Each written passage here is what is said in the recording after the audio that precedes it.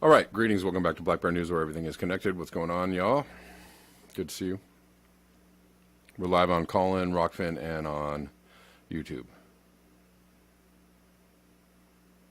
Let's get into it straight away.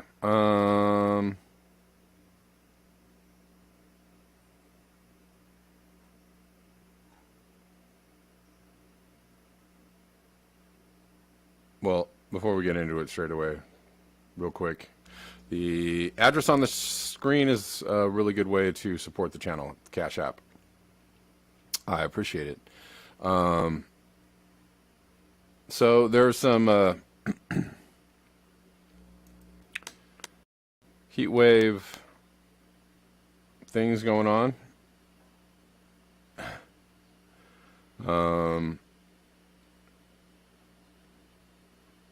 All over the world.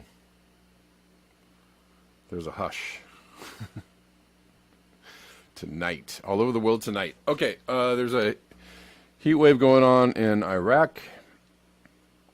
Heat wave is worsening, bringing underreported hardship to 40 million people. Temperatures above 50 C. 122 Fahrenheit over the next few days will be the hottest anywhere. And above wet bulb temperatures humans can endure. The new normal is here, including bigger waves of climate refugees. Above wet bulb temperatures, which is a thing that some people don't really understand. People that don't want to pay too much attention to the climate science while they're denying it. They don't really understand the thing about wet bulb temperatures. And how dangerous that can be. Heat can be quite dangerous, actually. And it can happen all of a sudden. You can get overwhelmed very quickly.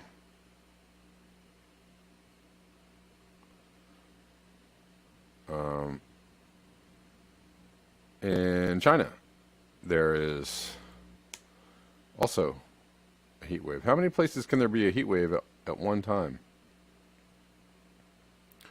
Terrible heat wave in China, entering the 8th week of relentless record heat. Have you been hearing about that one? Been hearing about that one? Several records keep being broken daily, but it will just get worse with widespread minimum temps above 30 C. Remember, minimum temps are just as dangerous as maximum temps, or contributing to the problems that people experience in the maximum temps. Max above 40 C with extreme moisture in the eastern parts, very hot in Korea's also.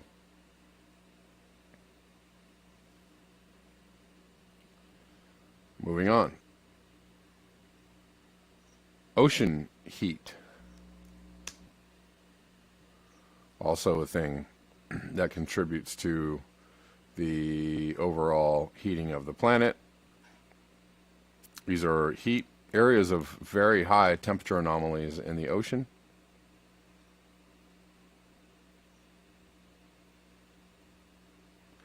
While people are telling you that CO2 in the air is not a problem and it's just plant food, it's being absorbed also. The heat and the CO2 are also being absorbed by the ocean. So there's quite a bit of heat. A lot of the heat in the system that isn't being measured in the air temperature is in the water. But again, if you're just dismissive of the science and you don't really go that deep and you're cherry picking a few things here and there, you wouldn't actually get into this kind of stuff. But this is, I mean, look at these anomalies. Look at these blobs of heat in the ocean. Looking at,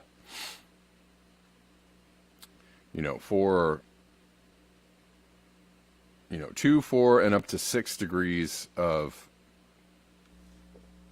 temperature deviation. Excuse me, in Celsius.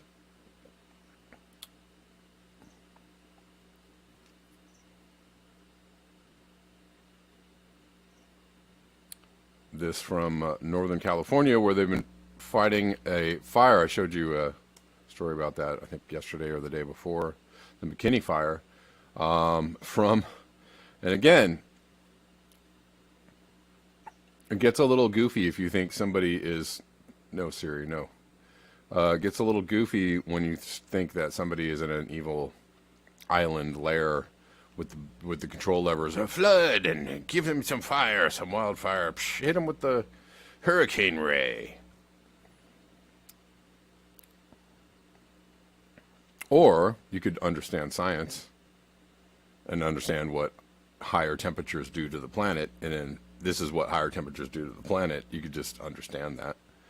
From raging inferno to devastating flooding, the McKinney fire was hit by severe thunderstorms yesterday, slamming firefighters with violent flash flooding and debris flows. More floods, flash floods. How many floods have we seen in the last few days? Just in the U.S. But also massive floods in the Middle East, etc. Again, I don't know. You have to really work very hard. You have to deny a whole lot of evidence, observational or otherwise. Absolutely nothing is going on.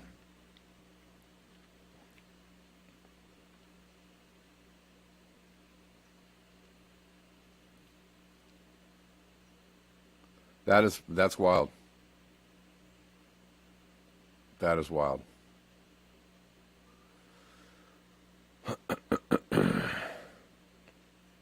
All right.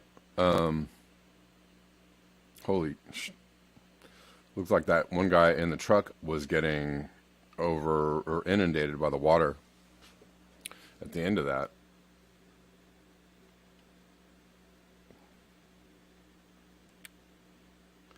All right, so interestingly, so I didn't actually show this video of this Australian. There's been this video of this Australian broadcaster, Alan Jones, who's a conservative broadcaster, trying to, debunk the CO2 thing, and he's using scientism, right? He's putting out numbers and facts out there that make people, oh, he really knows what he's talking about. And conversely, the person he's talking to just does a terrible job of not knowing anything about, how to respond to stuff like this. So she doesn't help her case. But he's trying to basically make you think that CO2 is not a thing, that it's, it's a ridiculous argument. But then Kevin Pluck, who is a climate change aware person, kind of debunks, picks this apart and debunks it scientifically. And what I didn't show this the other day. I kind of wish that I had. But what this woman said in response to this guy, Alan Jones, who was, he's not a scientist. He's a conservative broadcaster. So he has these talking points, these cherry-picked talking points laid out, so, to try and debunk the CO2 thing.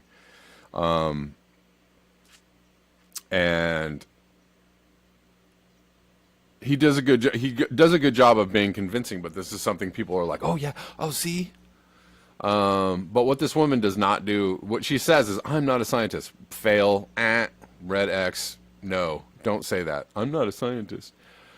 All she had to do was say there's 420 parts per million of CO2 in the air, and we should be at 280. We're 50% above where we should be. That's all you have to say in response to what he's trying to put out there, right? So we've had this 50% rise in CO2 concentration in the atmosphere in about 100 years, and which is a very rapid rise. Anyways. And again, yes, guys, I know it's only one channel, audio channel. I know you don't have to keep saying it. I understand that. I'm sorry. Don't mean to be pissed off, but just I know. It's just kind of useless to tell me that. I don't know what to do about it. So just, save your energy, type something more useful. Thank you. So he just anyways, so here, we'll listen to what he says.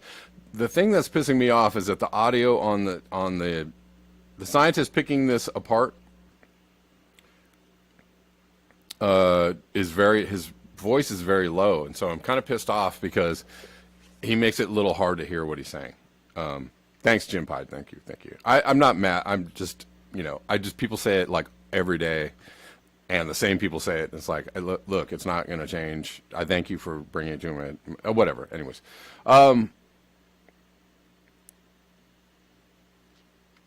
so let's listen to this, or try to.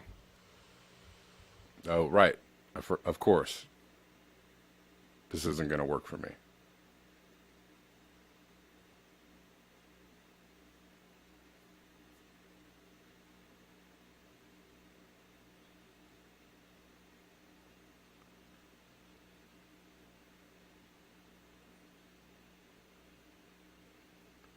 Hold on 1 second. Actually, there's a YouTube video of this. Maybe the YouTube video will... So when I then explain that the percentage of carbon dioxide in the atmosphere, Alice, is how much? Okay, hold on. Now it suddenly is working, so we'll close this out. We'll open this up. All right, we'll listen. Well, hang on. If you're going to argue the case short, it's 0.04%. Alan Jones is absolutely correct. 400 parts per million is 0.04%. Certainly sounds insignificant. It's only 4 parts in 10,000 after all. Seeing as the atmosphere is 3D, if we duplicate that 100 times, we can see what 400 parts per million really looks like.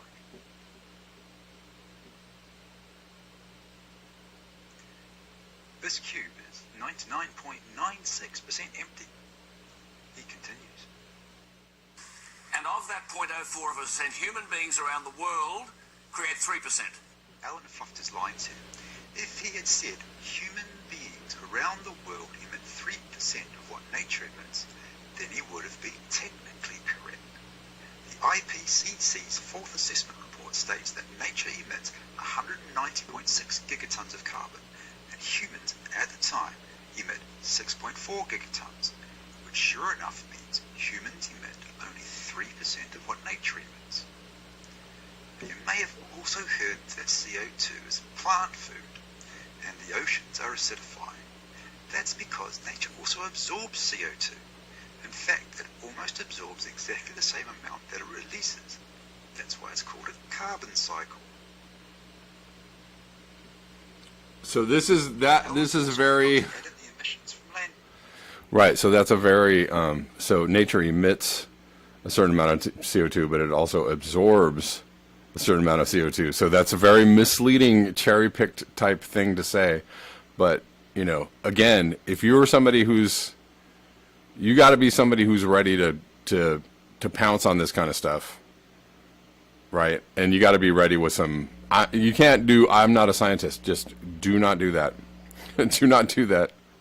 Although, part of me actually thinks that this is intentional, right? They trot out this stuff on national television. They do it in London, in England, Britain, whatever you want to call it. They do it all the time in the UK, right? Where they have very, easily spotted denialist kind of talking points. They trot out, oh, you're wearing clothes. Oh, well, you're driving a car, or whatever. It's just dumb stuff like that, right?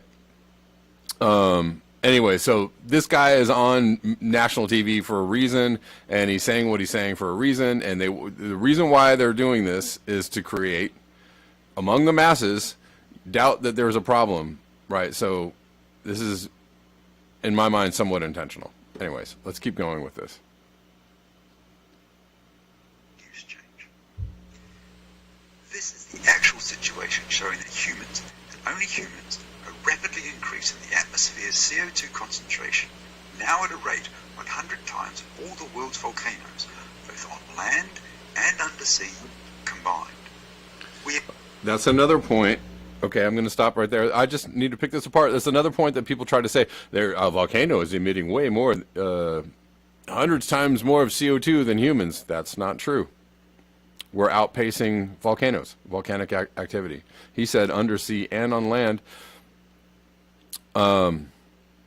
So, and also to get back to this graph, it says natural net emission. So the CO2 gets out in the atmosphere, then it gets sucked back into the atmosphere. So there's actually a balance, right, to the CO2 that's put out and, taken back in.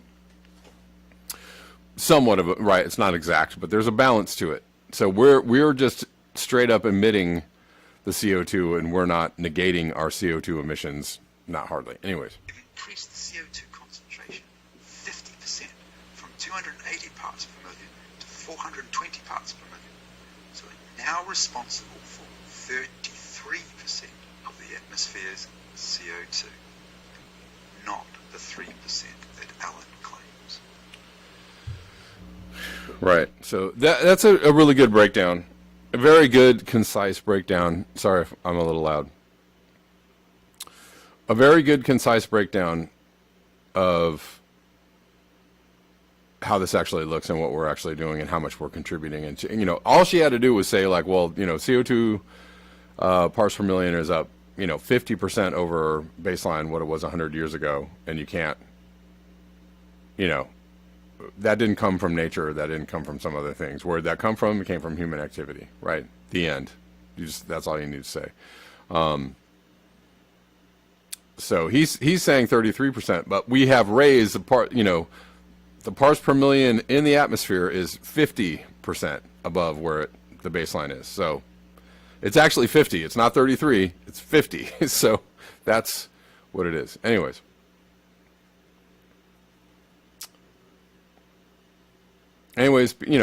People obviously in some places are jumping on this, trying to, look, it's, No, this guy is most likely a paid propagandist, or he's just a natural, rah-rah. He's a cheerleader, pom-poms out for industrial civilization and the fossil fuel industry, right? You just can't.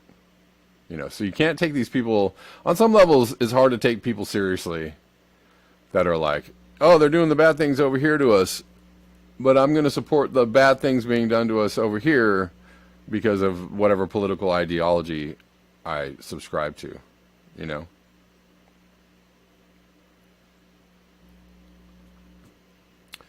I'm like, I have a hard time taking you seriously.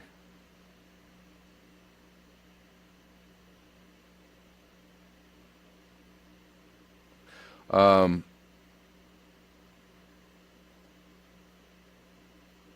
just looking at some of the comments on Rockfin. Osama, concisely puts it together also. The climate has always changed. However, industrial civilization has caused the change to exponentiate in one direction, right?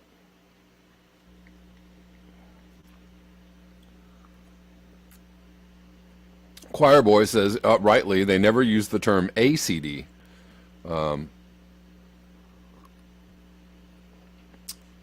Anthropogenic.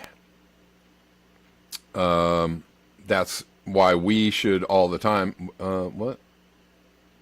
That's why we should all the time. It kills their argument that the climate's always changing, right?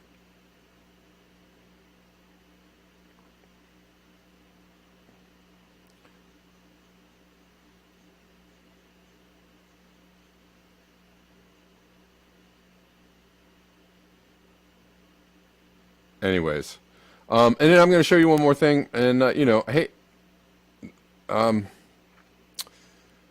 this is some dumbness from Charlie Robinson, and I generally like Charlie Robinson. I think he's a smart guy, but he just says some stuff in this video that is just jaw-droppingly stupid and misinforming, and it's like this is a smart guy. Charlie Robinson is a smart guy, but he says stuff that's just, when he said this, I was like, oh, man, I really don't want to believe that you were that dumb. So why are you saying this? You're either that deep in your own confirmation bias, or you're saying something that is purposefully, this is just, okay, anyways, listen to this. I mean, if you want your brain to implode from stupid, this is gonna, he's telling you that net zero, if we get to net zero, everything dies. You don't even understand what net zero is or means, Charlie. Why are you saying this? I think you do understand what it means. Net zero, net zero. Right? So somehow we sequester the carbon that we put out, right? The amount of carbon that we put out, we're talking net zero is according to what humans are doing. It's not according to the entire planet. So he puts out this something about if we get to net zero, I'll just play this. If you want to do anything, you have to pay the Rockefellers. So their goal is net zero for carbon emissions. And if you get to net zero, which is a really ambitious goal, but if you get to net zero, let me tell you one of the things that will happen. It doesn't really matter if I'll tell you one of the things that happen. Everything else really won't matter. But the one thing that will happen is everyone will be dead. That's it. That's the end of the story. If you get to net zero carbon emissions, everybody and all the plants and everything on this planet will be dead. I mean, what? What?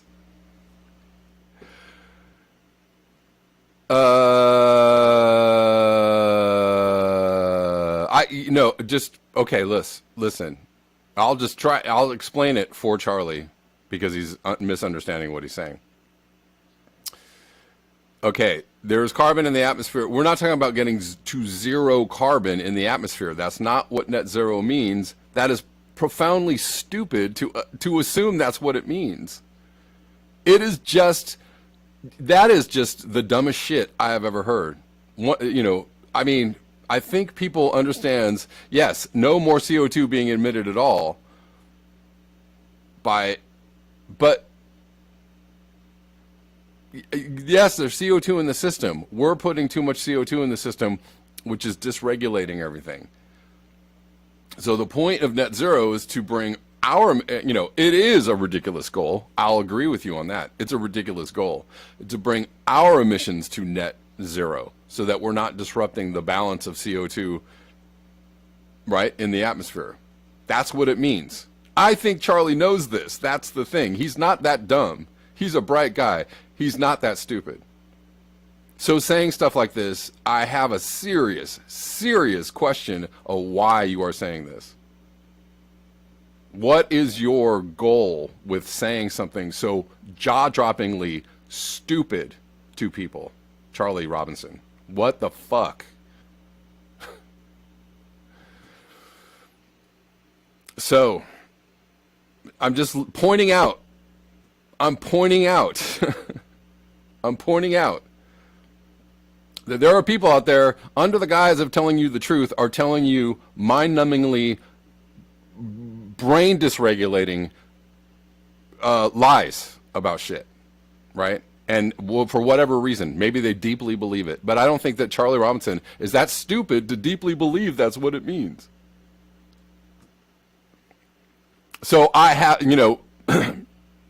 logically down the line, he's not that stupid. So why is he saying this? There must be another reason. I don't know what that is. You think on that one. But I have to call this stuff out because where is this coming from? Why are people saying stuff like this? Why are hosts pushing Tony Heller on you instead of climate scientists? Or taking in climate studies, or any kind of evidence whatsoever that has to deal with data and observation? Why are people pushing Tony Heller on you? Why? Anyways, that is some dumb shit. That is some dumbass shit. If we get to net zero, everything dies. What?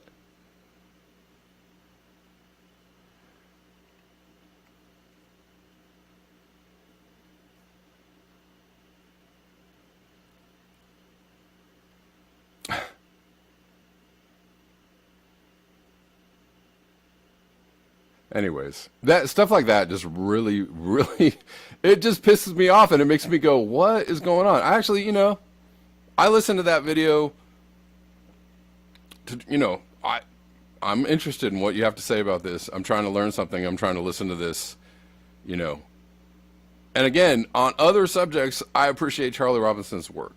On other subjects, I appreciate other people's work. But when they get to this, it just goes into the garbage can, into the garbage pail, like head first. And I have to wonder why. And why does everybody repeat this? Everybody in this particular circle of journalism repeats the same things over and over and over, unthinkingly, unquestioningly, uncritically. Just repeat. Do y'all actually study, when you get to this subject, do you actually look at what you're saying? Or into the things that you're saying, or why you're saying them, or what's the science behind them? Do you actually do any work on that? I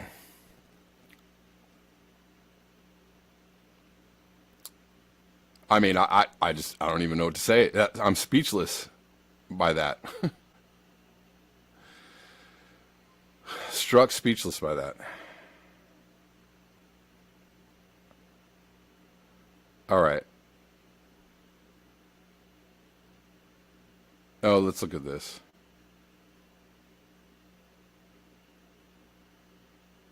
And then this is funny. Again, it's climate confusion is the name of the game. Climate confusion is the name of the game, right? They put out this thing about who are the worst emitters. I read this the other day. Celebrity emitters. And then they were like, so somebody puts out an article that says, yeah, but even if the rich change their personal behavior, it's not that much of climate change.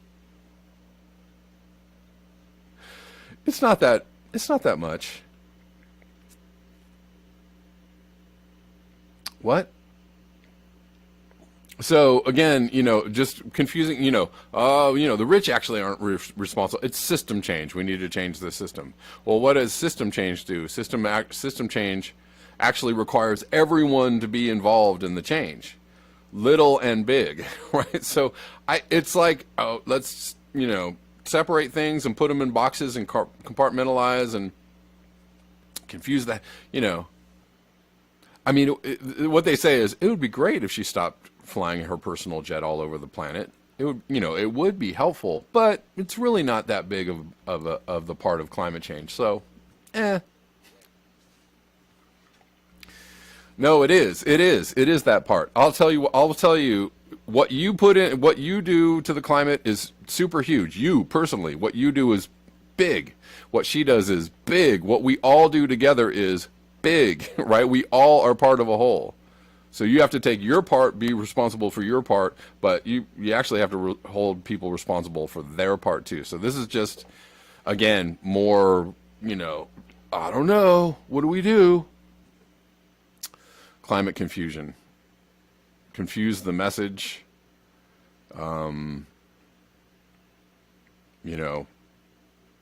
We're still debating whether anything does anything to anything. I don't know.